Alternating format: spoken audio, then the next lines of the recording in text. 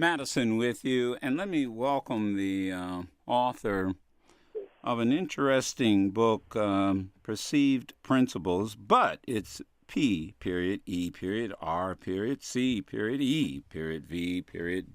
Perceived, preparing employers to reintegrate, combat, expose veterans with disabilities. Ed Crenshaw, who is the president and CEO of Destin Enterprises. He's a Navy, U.S. Navy veteran. And first of all, I guess the best place to start, Ed, is did this book come out of your own personal experiences, or what was the genesis of putting Perceived Principles together? Well, thank you very much for asking me that question, Mr. Madison. Actually, Perceived came from an experience where I saw a need and proactively addressed the situation in the book. Just to give you a quick anecdote, I've been in the diversity field for about 15 years, and I participated in a recruitment event that took place at Walter Reed Army Medical Hospital. This is in 2005. All right. And the situation that took place, there was a Marine that was in full military dress, had come over to a table to speak with a recruiter, and the recruiter had welcomed the person and addressed him as a soldier. Now, this was a private enterprise, private business, right? Recruiter for a business. Okay, go ahead. No problem. So the individual had addressed the Marine as a soldier. So what did you do wrong in that situation? It's improper etiquette to address a Marine as a soldier. A soldier applies to Army like airman applies to Air Force, veteran, sailor for Navy, etc. And during the interview, the person had a hidden disability with a traumatic brain injury and had stuttered during the interview. And I could just feel the tension there as the recruiter had condescended to the individual. And at the latter part of the interview, the person asked, well, that's great. You're telling me about your military experience. Do you have any experience on a real job that we can reference? And that's when I knew that there was a need to really educate employers on the nuances and the issues associated with veterans transitioning out of combat. So where did you start in putting the book together? Because it's quite a detailed book as I was reading it. Everything everything is really from it appears from the armed forces or the armed serviceman's position. You raise some interesting questions that people should be asking. So how long did it take you to research the book? Well, it actually took me a little more than a year to research the book, and I was helped by my partner, Dr. Cynthia Washington. She's a military psychiatrist. Okay. And part of the research was really trying to get an understanding of what was out there for employers in reference to educating them about the issues associated with combat exposure. And at the time, there were none. So I thought it was necessary to write a book that would educate employers, raise awareness, and also help to create sensitive social and workplace environments. And a lot of it in the book, it seems to be part public policy too. A lot of this is information that's out there that comes from the Veterans Administration. That is correct. A lot of the information comes from the Veterans Administration, but also the book addresses a number of different perspectives, not just, again, raising awareness, but also tools for the employer to provide support. It also addresses the issue of stigma, which, as you know, is a toxic situation for veterans to come into. And it also provides a roadmap for employers in reference to creating welcoming and conducive workplace environments, not just for veterans, but for all people with disabilities. And let me tell everyone, we're talking to Ed Crenshaw. The book is Perceived Principles, Preparing Employers to Reintegrate, Combat, Expose Veterans with Disabilities. Now, you talked about change. I happened to, as you were talking, I happened to be on Chapter 10, why employers must adapt and embrace change. Let's talk about this chapter for a moment, because one of the most difficult things, I assume, correct me if I'm wrong, is for an employer to change, to adapt, particularly with the problems that veterans might bring to the environment.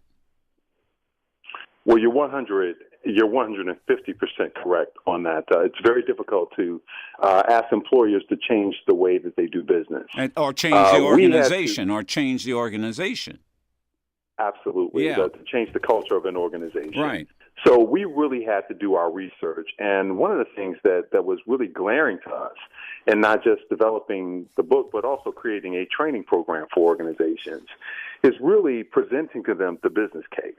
And the business case introduces several factors that present Iraq and Afghanistan as completely unprecedented challenges that are extended to the workplace environment. Just to give you a couple of examples of that. Again, we have our veterans that have fought in the longest wars in U.S. history. So that alone presents a situation where you have some veterans that have completed as many as 15 and 16 tours. That's never happened in our nation's history.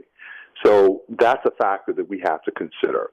Also, again, our veterans have fought in an asymmetrical warfare, and these particular conflicts represent the largest concentration of women who've competed in combat. Now, let me stop. 14.5%. And from time to time, I may stop you when I hear terms I don't understand. What do you mean when you say asymmetrical warfare? Well, this war is different from all of the previous wars in that our enemy is unconventional. They don't wear a uniform. There is no front line.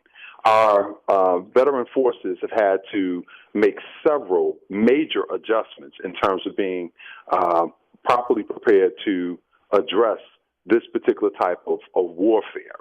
So with all of those changes that have been made, just to give you a real quick example of that, in the beginning of these wars, many of our veterans had to bring their own Kevlar.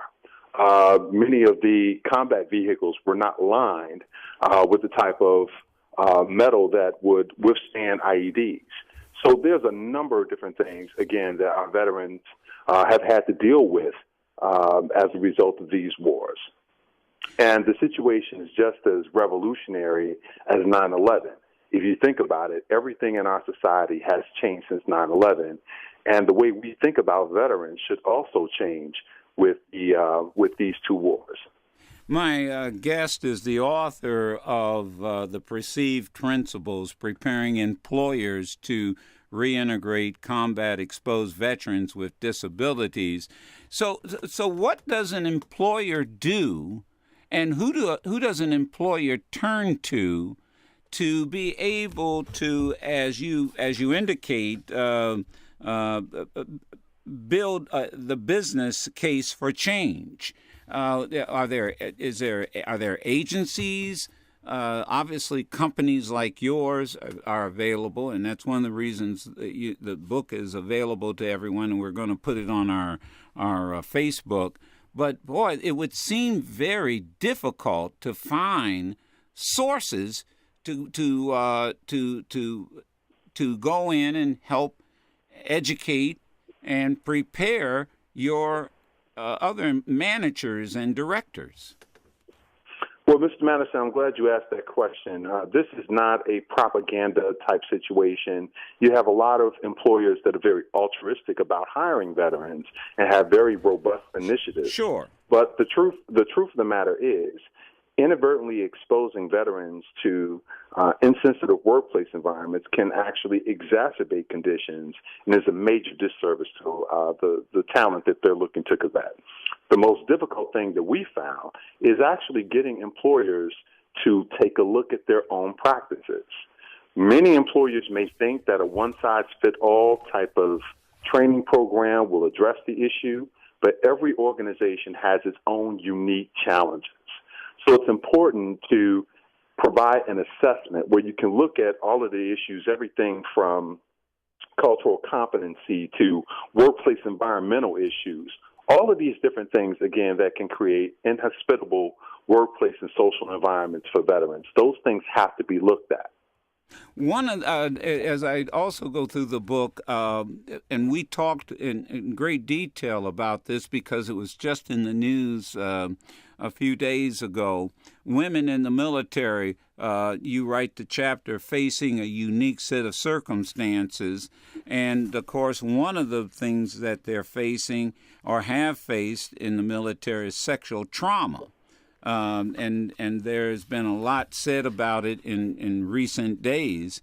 So why should this be a concern to a prospective employer? It should absolutely be a concern to employers because it can have an impact on a person's well-being as well as the individual's performance. So understanding those issues within the workplace that can cause a person, that can actually exacerbate a person's condition, create anxiety, understanding issues related to depression, issues related to post-traumatic stress disorder. As an example, you can have clear intentions in terms of bringing a person into a workplace and expose that person to everything from morbid art to construction noises to uncomfortable environments where a person will feel more anxiety within the workplace and as a result end up internalizing those issues instead of getting the support and understanding that they need. When you think about cultural competency, there's a lot of people out there that would have no hesitations in terms of asking a person, how many people did you kill over there, or other personal questions, or actually getting into a person's personal space. Yeah. And all of those things, again, can create problems for employers, again, with clear intentions about hiring veterans. And oftentimes, until these recent stories about the women facing sexual abuse, I would imagine a lot of people probably really didn't think much about it, and that would include employers. That is correct. We started this program in 2005. Okay. And during the time, the issue was almost being swept under the rug. So here it is, 2013, and we're just doing studies about issues related to military sexual assault in the military. So recent information has come out that more than 85,000 veterans have been treated last year as a result of military sexual trauma. And I'll tell you something, in the beginning of these wars, you talk about just an evolution. In the beginning of these wars, many of the people who worked in the medical field were not trained on rape kits. So if you weren't trained on rape kits, and if an individual had experienced some form of military sexual assault or military sexual trauma, who do you report that to? In many cases, they were sent to priest. So if you're being sent to a priest because you've experienced military sexual assault, again, keep in mind the largest concentration of female veterans that have served. And when you do report the issue, in many cases, you're being processed out of the military without your education and medical benefits under a personality disorder. It creates a very hostile situation where many people don't have access to their medical benefits. And that is the importance of employers having the tools and having the understanding to recognize these issues and to help a person live a productive life and be productive. I'm going to stay on this for just a moment, and I'm reading a paragraph here that I'd like you to expound on. And a lot of employers and people who work in corporate America, as we talk about, and the purpose of the book, the title, Preparing Employers to Reintegrate Combat Exposed Veterans with Disabilities. And this sort of speaks to this dual issue of women combat. And now let me share with the audience. You write, thousands of female veterans who have served in the Iraq and Afghanistan wars have been exposed to great danger. Now, a lot of employers may not realize that, and 134 have been killed. Many have been restricted to combat support jobs, including medics, logistics, and transportation officers. As of January 2010, The Pentagon reports that 110 women have been killed in the war in Iraq compared with about 4,300 men. In the Afghanistan campaign, 24 women have been killed compared with more than 1,400 men. Defense policy, this is the point I'll get to, defense policy prohibits women from being assigned to any unit smaller than a brigade whose primary mission is direct combat on the ground. But legislation is now being considered that will place female veterans as frontline fighters. The point I guess I'm trying to get to, or what it seems that you're getting to here, is that most employers might think that women just didn't face any kind of danger. Absolutely, and just to show you the evolution of things, I'm so proud of the administration for introducing compliance that allows women to compete in all facets of combat. So Okay. I'm very proud of the administration for their efforts in that regard. However, again, in the beginning of these wars, our female veterans have been subjected to arguably as much danger as all of their male counterparts. Everything from transport, reservists. And I'll tell you something else, Mr. Madison. The thing that irks me the most about the issue is that you hear a lot of organizations that consider themselves veteran-friendly. And when you think about the term veteran-friendly, what is that? That's about as subjective can be, veteran-friendly. So our organization has introduced standards. We actually look at 125 different issues within the workplace that can have an impact on an individual's well-being as well as their performance in the workplace. And we're introducing those standards to organizations to actually give some teeth, if you will, to what veteran-friendly is. And part of what veteran-friendly is recognizing the needs of female veterans in the workplace, as well as in social environments and collegiate institutions. All right, do me a favor. Here's what I'd like to do. I want to take a quick pause here just for a moment. And one of the things that I really found helpful, as at least I think would be helpful, particularly to human resource folks, is understanding veterans and disability compliance measures. Now, again, we'll do that. The book is preparing employers to reintegrate combat exposed veterans with disabilities. Ed Crenshaw is with us, and we'll talk a little bit about his organization and the work that he's doing with corporations around the country as they work to reintegrate combat exposed veterans into the workplace. We'll continue here with Madison. This is Urban View.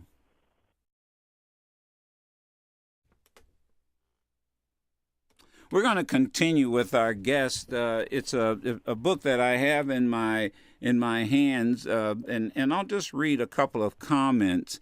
The book illustrates how support, proactive intervention, innovative accommodations can create fair, flexible, and conducive workplace environment. It also supports the business case for diversity by identifying ways to reduce absenteeism, attrition, eliminate stigma, mitigate litigation, increase productivity, and provide more measurable forms of return on investments, ROI. And am I safe to assume that this is primarily for human resource people, or should it be expanded beyond human resource directors?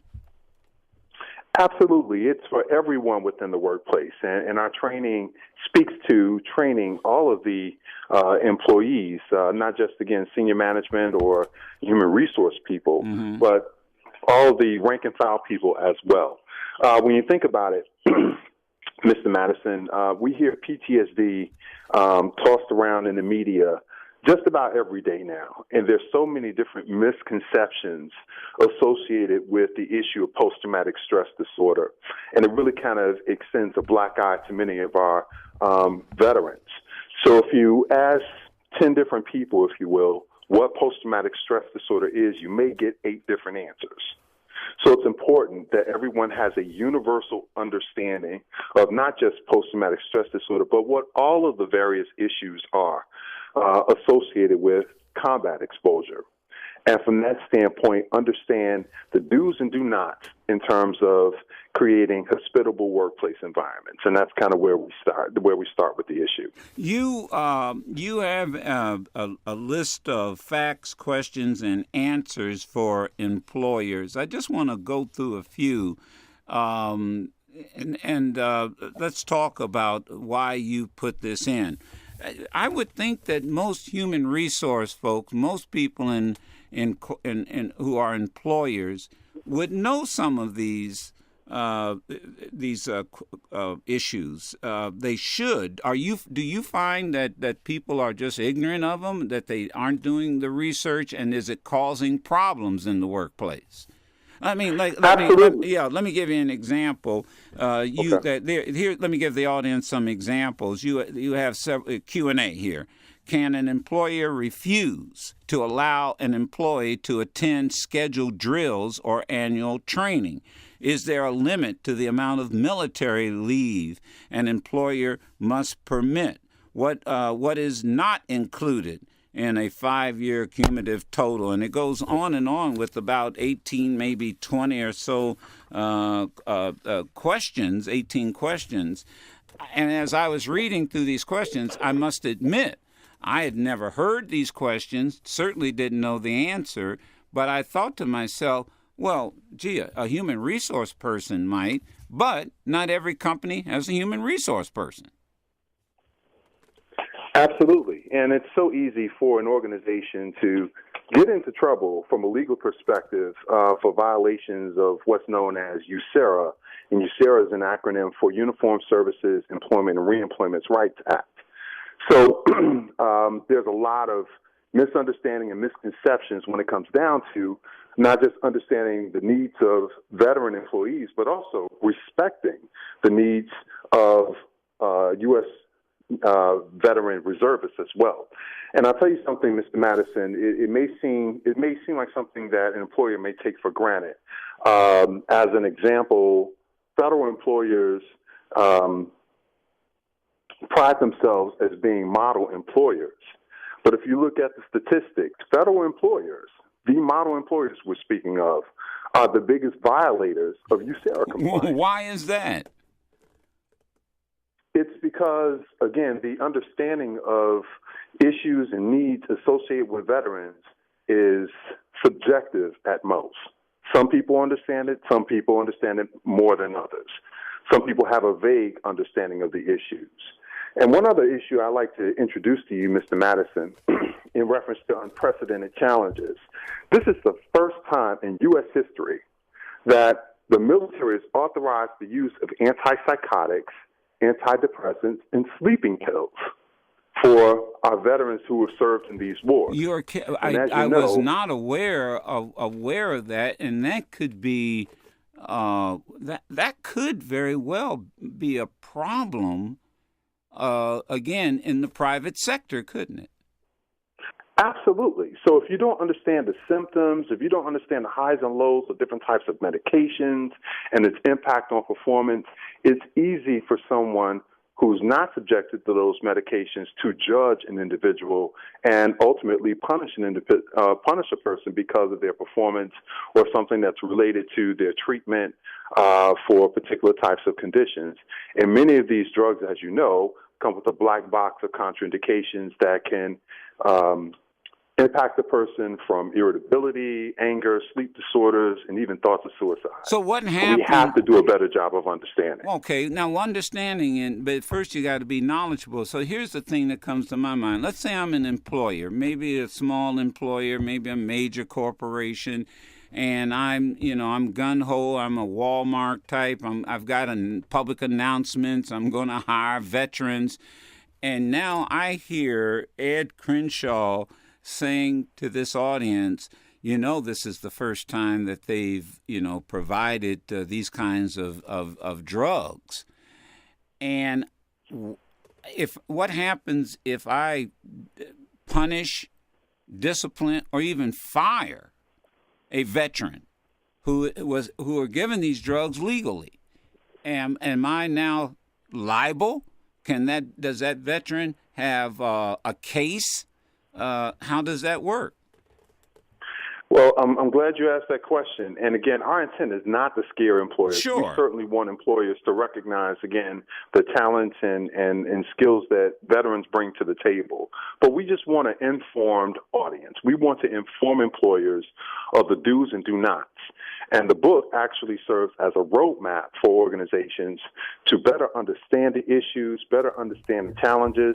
If, just to give you an example, if there's an individual that appears somewhat antisocial at work, or a person that would prefer to be by themselves, and someone comes over with a steak, and the individual has somewhat of a reaction, what's wrong? What happened? Well, that smell of meat could have offended a person because it will take them back to a situation where maybe a colleague was burned in a vehicle.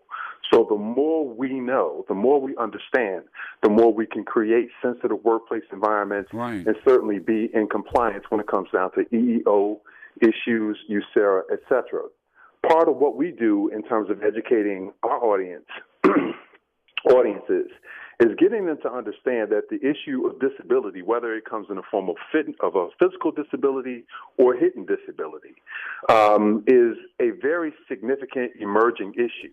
As a matter of fact, people with disabilities represent the largest minority demographic in this country, and that number is growing, particularly with people who are staying in the workplace longer. So it's essential that human resource people, managers, senior managers, et cetera, understand the do's and do nots that are associated with what they can do from a legal perspective regarding performance and other workplace challenges. How does military service, and particularly if it's reintegrating a combat exposed veteran with disabilities, how does that impact seniority? Because that has to be a concern too for anyone that has military service. It has a significant impact on seniority, in my opinion.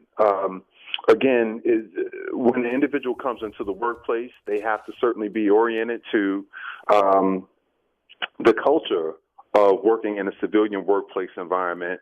And part of understanding that culture is understanding what they need to do in order to advance themselves as an employee. And you also want employers to understand the hierarchy and other cultural paradigms associated with military culture. So getting both sides to understand what is expected and also to develop a mutual respect is critical. Just to give you a quick example of that, in the military, it's very easy to ascertain who you're dealing with. I can look at a person, I see their uniform, I see their rank, their insignia, I see what branch of service that they have, and also their name tag. So that's really easy for me to understand the hierarchy of things. In a civilian environment, I just see a bunch of people with suits. So I don't understand how to navigate myself through this maze of individuals, even though I'm happy to be here, I'm happy to work with this environment, but I'm confused because I don't understand how hierarchy works or, all of the nuances associated with senior management. Now, the book is preparing employers to reintegrate combat exposed veterans with disabilities. So let me have you address some questions as it relates to the positive aspects. What are the positive aspects of hiring, reintegrating combat exposed veterans with disabilities? There's a lot of negatives in there, but you obviously are here to help employers understand the positives. Absolutely. And when we speak about the negatives, I see the negatives as just aspects of reality that's associated with our veterans. They have been exposed, again, to the longest wars in U.S. history, and now we have to deal with it. But when you think about the benefits towards hiring transitioning veterans, first of all, the leadership qualities are second to none. These people have been highly trained. Not only that, they've been pushed to exceed their own personal boundaries. Many of our veterans, when we approach issues within the workplace, we bring a mentality that says that there is no failure. So we approach every situation with a desire and a mission to succeed. So many different things, again, that is transferable in a military culture that could be beneficial to organizations. In the military, we're not allowed to take off days at work. Again, there's repercussions associated with that. We have to go out and follow orders and do things in a meticulous way that speaks to protocol. So many different things that come along with our brave men and women who've served in the military. And I believe employers need to understand that and not look at veterans as damaged goods. And that's part of what we try to prevent. And you know, another word came to my mind as you were talking, and that is teamwork. Military personnel, they work in teams. That's correct. So, again, we have to, and I say we because, again, I'm a veteran, right. But we have to absolutely rely on each other. Right. That person that you serve with out in the field has your back, and it's in many cases life or death situations. What a paradigm shift is it for a person to come into an environment where employees actually compete against each other? Yeah. So that transition piece, again, has to be understood. And the veteran needs to understand and acclimate themselves to this new environment so that they'll have a chance on succeeding. Now, talk to us about your organization, how you work with groups, how companies can obtain your service, and what companies you've assisted in the past and are currently working with. Okay, thank you. We're partners with an organization called MSTI out of Fairfax, Virginia, and we serve as a service-disabled veteran-owned small business from a procurement perspective.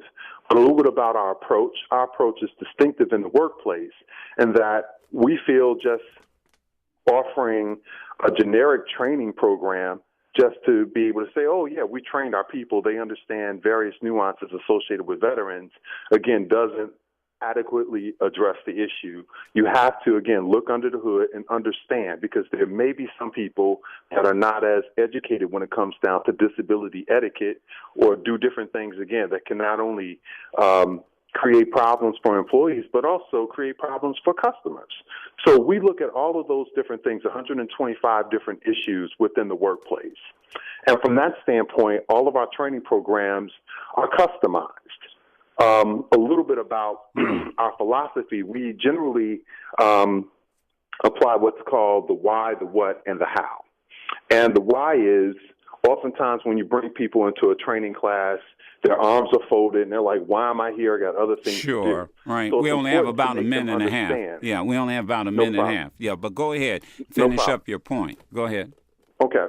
It's important for them to understand why this is important, again, speaking to the largest minority demographic in the country.